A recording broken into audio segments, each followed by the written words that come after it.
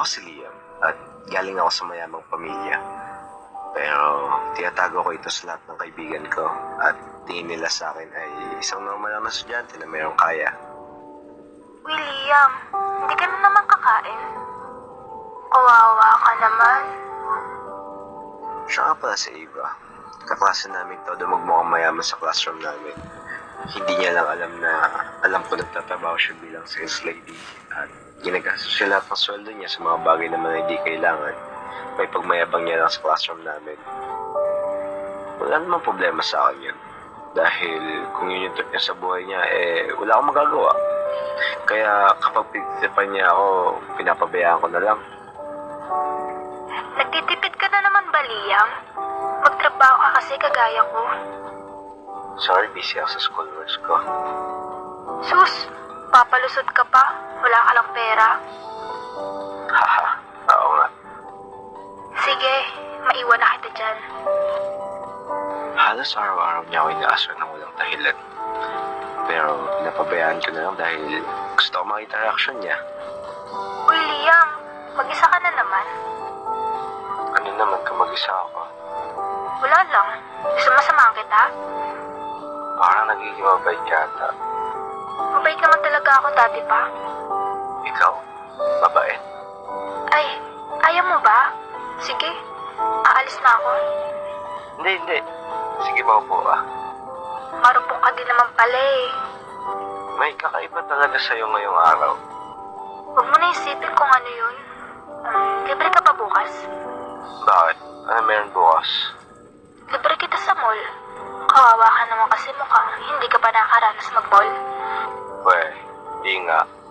Ilibre mo ako. Ay, ba't ayaw mo ba? Baliw. Sige bukas. Libre mo ako. Ewan ko kung bakit siya bigla nagbago sa akin. Hindi ko alam kung nalaman niyang mayaman ako kaya siya nagkakaganito. Pero sumama pa rin ako sa kanya dahil gusto kong malaman kung bakit siya biglang nagbago. Saan ka na? Andito ako banda sa may mga damit. Ito nakaitim. Ah, sige. Nakita na kita. Pogi mo ngayon ah. Lumbola ka pa. Parang di mo ako inaasar ah. About dun sa pangaasar ko sa'yo. Oh, ano meron? Sorry. Bakit? Di rin naman talaga ako mayaman. Ano naman kung di ka mayaman? Kasi syempre, di ba? Inaasar lagi kitang mahirap. Oh, ba't bigla ka nagbago ngayon? Natanggal na kasi ako sa trabaho ko. Ano ba trabaho mo? Sales lady lang ako. Since ngayong wala na akong trabaho, inunahan na kita. Kasi alam ko, ako naman yung may kita mong nagtitipid. Ah, dahil doon lang ba? Pangik, di naman ako nangaasar or gumaganti. Akala ko pa naman nalaman niya na mayaman ako. Dati ko pa naman alam na nagtatrabaho siya doon. Kaya wala nang pagbabago pakikitungo sa kanya. Bale, ano plano mo ngayon?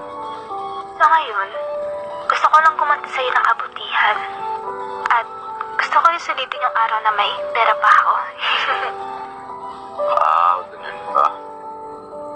May kakilala nga pala ako naghanap ng tao. Ano ba yung trabaho? Construction worker. Lo, tingin mo ba kaya ko magbuhat, ha? Siyempre joke lang. Sales lady din. Magiging cashier ka sa isang bookstore. Gusto mo ba? Sige ba? Sige bukas. Sabihin ko doon sa tao ko na may nahanap na akong pwede maging cashier niya. Tao mo? Yes, kaibigan ko. Gumala lang kami sa mall nun. At totoo nga, na nilibre niya ako. Kumain kami nun at naglaro sa mga arcade. At ni piso wala akong ginastos. Teka nga, nag-date ba kami? Hi, ako si Liam at galing ako sa mayamang pamilya. Pero tinatago ko ito sa lahat ng kaibigan ko at tingin nila sa akin ay isang normal na estudyante na mayroon sa Ava. Kaklase